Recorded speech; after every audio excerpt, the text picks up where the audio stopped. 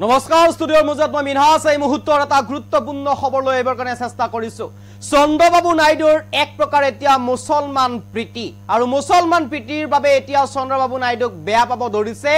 বিজেপিয়ে মুছলমানৰ বাবে সংখ্যালঘু লোকসকলৰ বাবে পুনৰ বৃহৎ ঘোষণা কৰিছে চন্দ্ৰবাবু নাইডুৱে হজ যাত্ৰীসকলৰ বাবে এক প্ৰকাৰ এতিয়া সাহায্য প্ৰদান কৰিছে এককালীন সাহায্য মুছলমান লোকসকলৰ বাবে চন্দ্ৰবাবু নাইডুৱে লগতে মছজিদৰ ইমাম তথা সহযোগী ইমামসকললৈ মাহেকত 10,000 গৈ টকা দিয়াৰ কথা ঘোষণা কৰিছে অন্ধ্ৰ প্ৰদেশৰ মুখ্যমন্ত্ৰী তথা সৰকাৰ গঠনৰ কিং মেকাৰ চন্দ্ৰবাবু নাইডুৱে আৰু চন্দ্ৰবাবু নাইডুৰ এই সিদ্ধান্তক লৈ এতিয়া বিপাঙত পৰিছে বিজেপি আৰু বিজেপি এক প্ৰকাৰ এতিয়া বিপদত পৰা পৰিলক্ষিত হৈছে চন্দ্ৰবাবু নাইডুৰ সিদ্ধান্তই এক প্ৰকাৰ বিপাঙত পেলাইছে বিজেপি নৰেন্দ্ৰ মোদী অমিত শাহক আৰু মুছলমানৰ প্ৰতি এটাৰ পিছত আন এটাকৈ সিদ্ধান্ত ডাঙৰ সিদ্ধান্ত গ্ৰহণ কৰিছে এতিয়া অন্ধ্ৰ প্ৰদেশ চৰকাৰে অৰ্থাৎ চন্দ্ৰবাবু নাইডুৱে কেইদিনমান পূৰ্বে মুছলমান মহিলাসকলক লৈ কেইবাটাও গুৰুত্বপূৰ্ণ আঁচনিৰ কথা ঘোষণা কৰিছিলে মহিলাসকলক লৈ আসন সংৰক্ষণৰ কথা ঘোষণা কৰিছিলে উৰ্দু ভাষাক চৰকাৰী দ্বিতীয় চৰকাৰী ভাষা হিচাপে ঘোষণা কৰিছিলে হজ ভৱন নিৰ্মাণ কৰাৰ কথা ঘোষণা কৰিছিলে হজ যাত্ৰীসকলক 1 লাখ টকাকৈ এককালীন সাহায্যৰ কথা ঘোষণা কৰিছিলে লগতে কেইবাটাও গুৰুত্বপূৰ্ণ সিদ্ধান্ত গ্ৰহণ কৰিছিলে মুছলমান তথা সংখ্যালঘু লোকসকলক লৈ পুনৰবাৰ আন এটা বৃহৎ সিদ্ধান্ত গ্ৰহণ কৰিছে অন্ধ্ৰ প্ৰদেশৰ মুখ্যমন্ত্ৰী চন্দ্ৰবাবু নাইডুৱে কৈছে মুছলমান যিসকল ইমাম আছে মছজিদৰ ইমাম যিসকল সহযোগী ইমাম আছে অন্ধ্ৰ প্ৰদেশত প্ৰত্যেকগৰাকী ইমামলৈ মাহেকত 10,000 কৈ টকা আগবঢ়াব অৰ্থাৎ দৰমহা প্ৰদান কৰিব এতিয়া অন্ধ্ৰ প্ৰদেশ চৰকাৰে প্ৰত্যেকগৰাকী ইমাম তথা সহযোগী ইমামক লগতে মক্কা দৰ্শন কৰিব বিচাৰিলে সৌদি আৰবত থকা মক্কা সেই মক্কাৰ দৰ্শন কৰিব যদিহে মুছলমান লোকসকলে বিচাৰে অন্ধ্ৰ প্ৰদেশত তেনেহলে 1 লাখ টকাকৈ প্ৰদান কৰিব অন্ধ্ৰ প্ৰদেশ চৰকাৰে আৰু এই মুহূৰ্তত সবিশেষ লৈ এবাৰ কাৰণে চেষ্টা কৰিছো আপোনালোকৰ বাবে মুছলমানক লৈ পুনৰ বৃহৎ ঘোষণা চন্দ্ৰবাবু নাইডুৰ এই মুহূৰ্তৰ আটাইতকৈ গুৰুত্বপূৰ্ণ খবৰ মছজিদৰ ইমামৰ লগতে সহযোগী ইমামক দিব ধন প্ৰতিটো মাহতে ইমামসকলক 10,000 কৈ টকা দিব নাইডু চৰকাৰে সৌদি আৰবত থকা মক্কা দৰ্শনৰ বাবে বিশেষ সুবিধা প্ৰদান কৰিব মক্কা দৰ্শনৰ বাবে এককালীন সাহায্য প্ৰদান কৰিব সৌদি আৰব অন্ধ্ৰ প্ৰদেশ চৰকাৰে 1 লাখ টকাকৈ প্ৰতিগৰাকী মুছলমান লোকক প্ৰদান কৰিব মক্কা দৰ্শনৰ বাবে এই মুহূৰ্তৰ আটাইতকৈ গুৰুত্বপূৰ্ণ খবৰ অন্ধ্ৰ প্ৰদেশ চৰকাৰে ইটোৰ পিছত খিতু আঁচনি ৰূপায়ণ কৰিছে সংখ্যালঘু লোকসকলৰ বাবে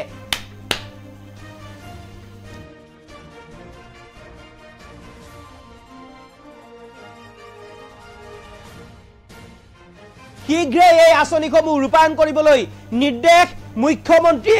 নাইডুৰ পূৰ্বতে কেইবাটাও আঁচনি আনিছিল মুছলমানৰ বাবে নাইডুৱে দুলহান আঁচনি মহিলাৰ আসন সংৰক্ষণ উৰ্দু ভাষাক চৰকাৰ দ্বিতীয় চৰকাৰী ভাষা আদি কেইবাটাও আঁচনি আনিছিল পূৰ্বে মুছলমানৰ বাবে আনহাতে এই সকলো কামৰ বাবে এতিয়া সমালোচনা কৰিছে নাইডুক মিত্ৰ দল বিজেপিয়ে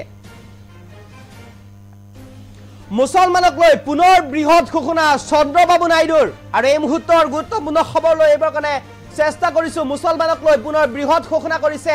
চন্দ্ৰবাবু নাইডুৱে ইতিমধ্যে চন্দ্ৰবাবু নাইডুৱে কেইবাটাও পূৰ্বে ঘোষণা কৰিছিলে মুছলমানক লৈ কেইবাটাও বৃহৎ ঘোষণা কৰিছিলে চন্দ্ৰবাবু নাইডুৱে নাইডু চৰকাৰে ঘোষণা কৰিছিলে দুলহন আঁচনিৰ কথা নাইডু চৰকাৰে ঘোষণা কৰিছিলে অন্ধ্ৰ প্ৰদেশত চৰকাৰী ভাষা উৰ্দুৰ দ্বিতীয় চৰকাৰী ভাষা হিচাপে ৰূপায়ণ কৰা হজ ভৱন নিৰ্মাণ কৰাৰ কথা উল্লেখ কৰিছিলে 1 লাখ টকাকৈ হজ যাত্ৰীসকলক প্ৰদান কৰাৰ কথা উল্লেখ কৰিছিলে আৰু কেইবাটাও উৰ্দু বিশ্ববিদ্যালয় নিৰ্মাণ কৰাৰ কথা ঘোষণা কৰিছিলে চন্দ্ৰবাবু নাইডুৱে আৰু এই ঘোষণা কৰি থকাৰ মাজতে এক প্ৰকাৰ যেন পুনৰ আন এক ঘোষণা কৰিছে চন্দ্ৰবাবু নাইডুৱে মুছলমানক লৈ এক বৃহৎ ঘোষণা কৰিছে চন্দ্ৰবাবু নাইডুৱে চন্দ্ৰবাবু নাইডুৱে উল্লেখ কৰি কৈছে প্ৰতিগৰাকী অন্ধ্ৰ প্ৰদেশৰ প্ৰতিগৰাকী ইমামকে 10,000 কৈ টকা প্ৰদান কৰিব এতিয়াৰে পৰা 10,000 কৈ টকা প্ৰদান কৰা হ'ব অন্ধ্ৰ প্ৰদেশত প্ৰতিগৰাকী ইমামকে লগতে সহযোগী ইমামকো প্ৰতিগৰাকী সহযোগী ইমামকো 10,000 কৈ টকা প্ৰদান কৰিব চন্দ্ৰবাবু নাইডুৱে অন্ধ্ৰ প্ৰদেশত লগতে 1 লাখ টকাকৈ প্ৰদান কৰিব হজ যাত্ৰীসকলক হজ যাত্ৰী অৰ্থাৎ মক্কা দৰ্শন কৰিবলৈ যদি বিচাৰে অন্ধ্ৰপ্ৰদেশৰ যিকোনো নাগৰিকে মুছলমান নাগৰিকে মক্কা দৰ্শন কৰিবলৈ যদি বিচাৰে তেনেহলে 1 লাখ টকাকৈ প্ৰদান কৰিব চৰকাৰৰ ফালৰ পৰা আৰু এই বৃহৎ সিদ্ধান্ত গ্ৰহণ কৰিছে চন্দ্ৰবাবু নাইডুৱে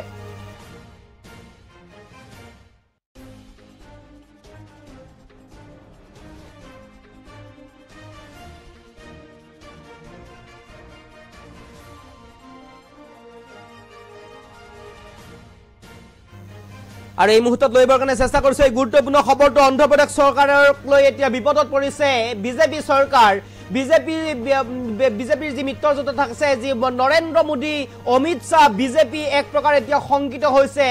চন্দ্ৰবাবু নাইডুৰ সিদ্ধান্তক লৈ চন্দ্ৰবাবু নাইডুৱে যিহেতুকে লোকসভা নিৰ্বাচনৰ পিছতে কেন্দ্ৰত চৰকাৰ গঠন কৰাৰ ক্ষেত্ৰত এক প্ৰকাৰ যেন কিং মেকাৰৰ ভূমিকাত আছিলে আৰু কিং মেকাৰৰ ভূমিকাত থকাৰ পিছতে এক প্ৰকাৰ যেন এতিয়া চৰকাৰ গঠন কৰিব পাৰিলে আৰু তাৰ পিছতে চন্দ্ৰবাবু নাইডু আৰু নীতিশ কুমাৰৰ এটা সিদ্ধান্তক লৈ এতিয়া বিপদত পৰিছে কেন্দ্ৰত বিজেপি চৰকাৰ আৰু কেন্দ্ৰত বিজেপি চৰকাৰ এক প্ৰকাৰ এতিয়া বিপাঙত পৰা পৰিলক্ষিত হৈছে অন্ধ্ৰপ্ৰদেশৰ যি মুখ্যমন্ত্ৰী চন্দ্ৰবাবু নাইডুৰ যি সিদ্ধান্ত সেই সিদ্ধান্তক লৈ এতিয়া বিপদত পৰা পৰিলক্ষিত হৈছে বিজেপি চৰকাৰ আৰু এটাৰ পিছত আন এটাকৈ সিদ্ধান্ত গ্ৰহণ কৰিছে চন্দ্ৰবাবু নাইডুৰ চৰকাৰে শেহতীয়াভাৱে চন্দ্ৰবাবু নাইডুৱে উল্লেখ কৰি কৈছে মুছলমানক লৈ পুনৰ ঘোষণা কৰিছে চন্দ্ৰবাবু নাইডুৱে মক্কা দৰ্শনৰ বাবে 1 লাখ টকাকৈ প্ৰদান কৰিব প্ৰতিগৰাকী মুছলমান লোকক মছজিদৰ ইমামক প্ৰতিমাহে 10,000কৈ টকা প্ৰদান কৰিব বুলি ইতিমধ্যে ঘোষণা কৰিছে চন্দ্ৰবাবু নাইডুৱে